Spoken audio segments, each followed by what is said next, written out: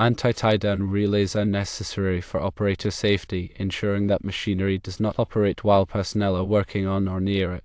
These relays can be implemented in two primary ways: firstly, a hardwired approach, and secondly, a PLC-based approach. The hardwired implementation involves physical anti-tie-down relays installed within the electrical control panel. These relays are wired into the control circuits, preventing machine operation unless the relay is actively engaged. The PLC-based implementation involves programming the anti-tie-down function directly into the PLC software. The PLC monitors inputs from various safety devices, and if these inputs are not satisfied, it deactivates the machine's operation. Let's examine a PLC ladder logic example to illustrate how an anti-tie-down function can be implemented. This example uses a series of safety inputs, labeled Zone through X4, each representing a safety device that must be activated for the machine to operate safely. These inputs could be connected to devices like light curtains, emergency stop buttons, or safety interlocks. The ladder logic uses safety override instructions to monitor the status of each input. The safety override instruction is a crucial component, ensuring that each safety device is actively checked before allowing the machine to operate. If any of the safety devices are not activated, or if the safety override instruction is not executed properly, the output coil, typically labeled X10, is de-energized. This de-energization indicates that the machine is not safe to operate. The output coil X10 is directly connected to the machine's control circuitry, preventing it from starting or continuing to operate if a safety condition is not met. It's important to note that the specific code implementation will vary based on the PLC model, the safety devices in use, and the specific requirements of the application. Always consult the manufacturer's documentation for proper implementation guidelines and safety standards. Implementing anti-tie-down relays, whether hardwired or PLC-based, requires careful consideration of several factors. Firstly, conduct a thorough risk assessment to identify all potential hazards associated with the machine's operation. Secondly, select appropriate safety devices that effectively mitigate the identified hazards. Thirdly, ensure that the anti-tie-down system is designed and installed in accordance with relevant safety standards and regulations. Consider the advantages and disadvantages of each implementation method. Hardwired systems are typically simpler to understand and troubleshoot, which can be beneficial in environments where personnel have limited experience with PLC. However, they can be less flexible than PLC-based systems and may require more physical space in the control panel. PLC-based systems offer greater flexibility and can be easily modified to accommodate changes in the machine's configuration or safety requirements. However, they require more specialized knowledge to program and maintain, and they may be more susceptible to software errors. When choosing between hardwired and PLC-based systems, consider the following factors. Firstly, the complexity of the machine and its control system. Secondly, the level of expertise of the personnel who will be responsible for maintaining the system. Thirdly, the budget for the project. Fourthly, the need for flexibility and future expandability. In many cases, a hybrid approach may be the best solution. This involves using a combination of hardwired and PLC-based components to achieve the desired level of safety and functionality. For example, critical safety functions, such as emergency stop circuits, may be implemented using hardwired relays, while less critical functions, such as monitoring the status of safety gates, may be implemented using a PLC.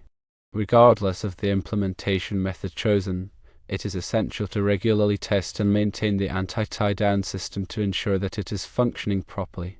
This includes testing the safety devices, inspecting the wiring and connections, and verifying the proper operation of the relays and PLC. Proper documentation is also crucial. Keep detailed records of the system's design, installation, testing, and maintenance. This documentation should include wiring diagrams, PLC programs, and test reports. Ensure that all personnel who work on or near the machine are properly trained in the operation of the anti-tie-down system and the associated safety procedures.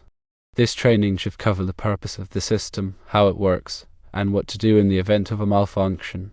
In addition to the technical aspects of anti-tie-down relays, it is also important to consider the human factors involved. Design the system to be user-friendly and easy to understand.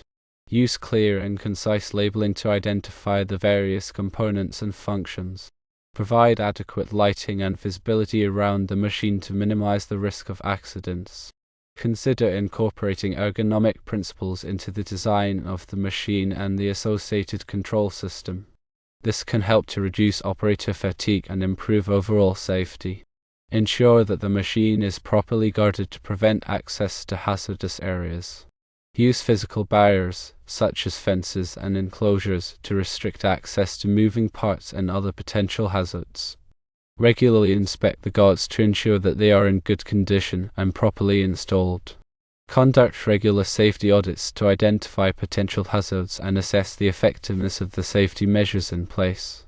These audits should be conducted by qualified personnel who have a thorough understanding of safety regulations and best practices. Implement a robust lockout/tie-out procedure to prevent accidental startup of the machine during maintenance or repair. This procedure should require that all energy sources be energized and locked out before any work is performed on the machine. Provide adequate personal protective equipment (PPE) to all personnel who work on or near the machine. This PPE may include safety glasses, gloves, hearing protection, and other protective gear. Enforce a strict policy on the use of PPE and ensure that all personnel are properly trained on its use. In summary, anti-tie-down relays are a critical component of machine safety, preventing operation when operators or maintenance personnel are at risk. The implementation can be either hardwired or PLC-based, each with its own advantages and disadvantages. A thorough risk assessment, proper selection of safety devices, adherence to safety standards, regular testing and maintenance, comprehensive documentation, and adequate training are all essential for ensuring the effectiveness of the anti-tie-down system. Always prioritize safety and consult with qualified professionals to ensure that the system is properly designed, installed, and maintained. By taking these steps, you can help to prevent accidents and protect the safety of your employees. The selection of safety devices is crucial for the effectiveness of the anti-tie-down system. These devices should be chosen based on the specific hazards associated with the machine and the level of protection required. Some common types of safety devices include firstly, light curtains. These devices create a barrier of light beams that, when interrupted, will stop the machine. Secondly, safety interlocks. These devices are used to monitor the position of guards and gates. When a guard or gate is opened, the interlock will stop the machine. Thirdly, emergency stop buttons. These buttons provide readily accessible means for operators to stop the machine in the event of an emergency. Fourthly, two-hand control devices. These devices require the operator to use both hands to activate the machine, preventing them from reaching into hazardous areas. Fifthly, pressure-sensitive mats. These mats are placed around the machine and will stop the machine if someone steps on them. Sixthly, safety scanners. These devices use laser technology to scan the area around the machine and will stop the machine if someone enters a hazardous zone. The specific type of safety device used will depend on the application. For example, a light curtain may be used to protect an operator from reaching into a hazardous area, while a safety interlock may be used to prevent access to a machine's moving parts. When selecting safety devices, it is important to consider the following factors. Firstly, the level of protection required. Secondly, the reliability of the device. Thirdly, the ease of use. Fourthly, the cost. The anti-tie-down system should be designed to meet the requirements of relevant safety standards. These standards provide guidance on the design, installation, and maintenance of safety systems. Some common safety standards include firstly ISO 13849-1. This standard provides guidance on the design and validation of safety-related parts of control systems. Secondly, IEC 61508. This standard provides guidance on the design and implementation of safety-related systems. Thirdly, ANSI 11 series. This series of standards provides guidance on the safety of machine tools. Fourthly, The National Electric Code, also known as NEC, especially Article 670, which discusses industrial machinery, and Article 430 regarding motors. These codes talk about disconnects, overcurrent protection, control circuit requirements, and grounding, among other things. The specific standards that apply will depend on the type of machine and the industry in which it is used. It is important to consult with qualified professionals to ensure that the anti-tie-down system meets all applicable safety standards. Regular testing and maintenance are essential for ensuring the effectiveness of the anti-tie-down system. The system should be tested at regular intervals to verify that it is functioning properly. The testing should include checking the operation of the safety devices, the wiring and connections, and the relays and PLC. Any problems that are found should be corrected immediately. The anti-tie-down system should also be inspected regularly to ensure that it is in good condition. The inspection should include checking for any damage to the components, loose connections, and worn wiring. Any problems that are found should be corrected immediately. Proper documentation is essential for the anti-tie-down system. The documentation should include wiring diagrams, PLC programs, test reports, and maintenance records. This documentation should be kept in a safe place and should be readily available to personnel who need it. Training is essential for all personnel who work on or near the machine. The training should cover the purpose of the anti-tie-down system, how it works, and what to do in the event of a malfunction. The training should also cover the proper use of the safety devices and the lockout/tagout procedure. Human factors are also important to consider when designing an anti-tie-down system. The system should be designed to be user-friendly and easy to understand. The controls should be clearly labeled and easily accessible. The machine should be well lit and the operator should have a clear view of the work area. The system should also be designed to minimize operator fatigue. The machine should be designed to be ergonomically correct and the operator should be given regular breaks. Guarding is an important part of machine safety. The machine should be guarded to prevent access to hazardous areas. The guards should be designed to be strong and durable and should be properly installed. The guards should also be regularly inspected to ensure that they are in good condition. Safety audits are an important way to identify potential hazards and assess the effectiveness of the safety measures in place. The audit should be conducted by qualified personnel who have a thorough understanding of safety regulations and best practices. The audit should include a review of the machine's design, the safety devices, the anti-tie-down system, the lockout/tagout procedure, and the training program. Lockout/tagout procedures are essential for preventing accidental startup of the machine during maintenance or repair. The procedure should require that all energy sources be de-energized and locked out before any work is performed on the machine. The procedure should also require that a tag be placed in the lockout device to identify the person who performed the lockout. Personal protective equipment, also known as PPE, is important for protecting personnel from hazards. The PPE should be appropriate for the hazards that are present and should be properly fitted. The PPE should also be regularly inspected and maintained.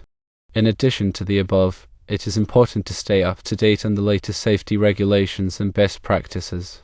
This can be done by attending safety conferences, reading safety publications, and consulting with safety professionals.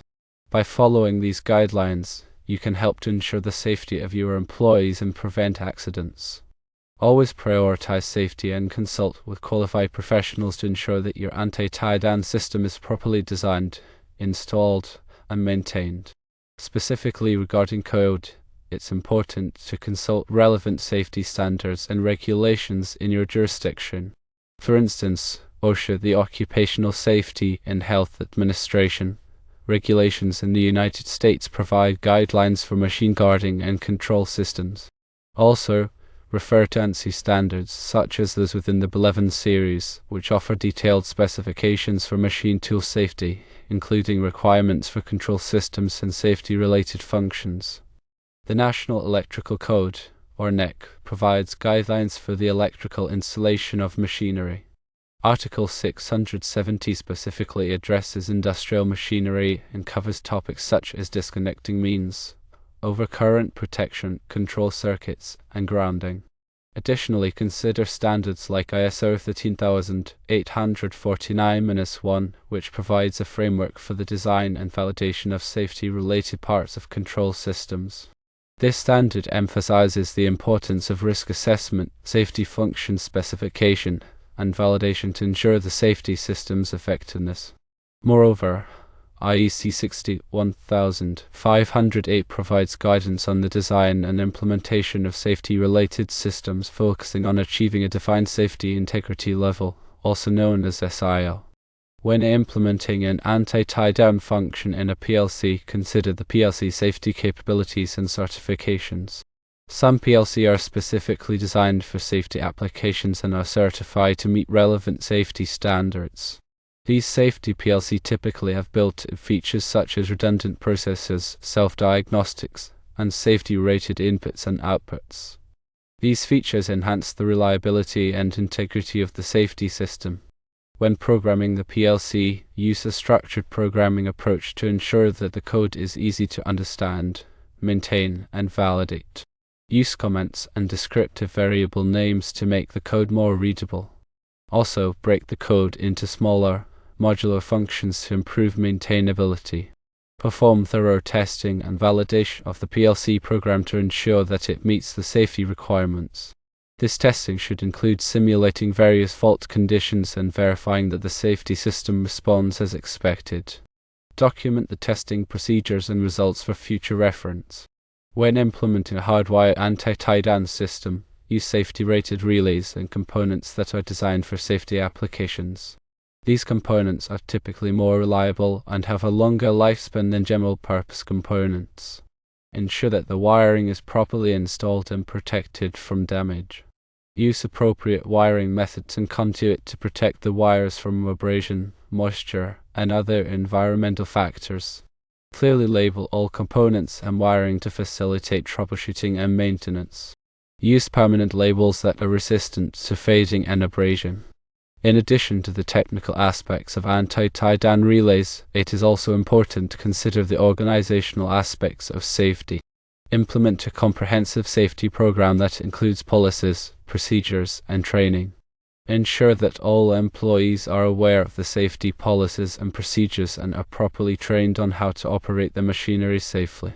Conduct regular safety meetings to discuss safety issues and promote a culture of safety within the organization. Encourage employees to report any safety concerns or hazards that they identify. Investigate all reported safety concerns and take corrective action to prevent future incidents.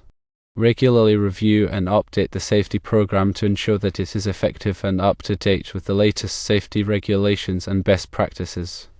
Appoint a safety manager who is responsible for overseeing the safety program and ensuring that it is properly implemented. The safety manager should have the authority and resources to implement safety improvements and address safety concerns. By taking these steps, you can create a safer work environment and prevent accidents. Always remember that safety is everyone's responsibility. When designing and implementing safety systems, always prioritize the principle of redundancy.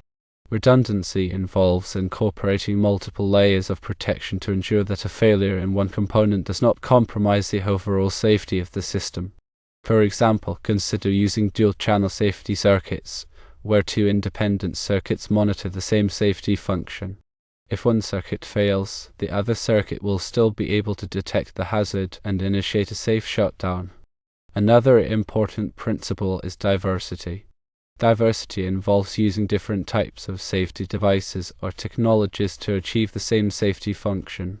This reduces the likelihood of a common mode failure, where a single event could cause multiple components to fail simultaneously. For example, consider using a combination of mechanical and electrical safety devices to protect against a particular hazard. Mechanical devices such as guards and barriers provide physical protection, while electrical devices such as light curtains and safety interlocks provide electronic protection. Regular inspections and maintenance are crucial for ensuring the continued effectiveness of safety systems. Inspections should be conducted by qualified personnel who are familiar with the safety system and its components. Maintenance should be performed according to the manufacturer's recommendations and should include replacing worn or damaged parts. Keep detailed records of all inspections and maintenance activities. These records can be used to track the performance of the safety system and identify potential problems before they lead to accidents. Also, keep in mind environmental factors. The environment in which the safety system operates can affect its performance and reliability. Consider factors such as temperature, humidity, vibration, and electromagnetic interference when designing and installing the system. Use components that are rated for the specific environmental conditions in which they will be used. Also, take steps to protect the system from these environmental factors. For example, use enclosures to protect components from moisture and dust, and use vibration dampers to reduce the effects of vibration. Finally, remember that safety is an ongoing process, not a one-time event. Continuously monitor the performance of the safety system and make improvements as needed.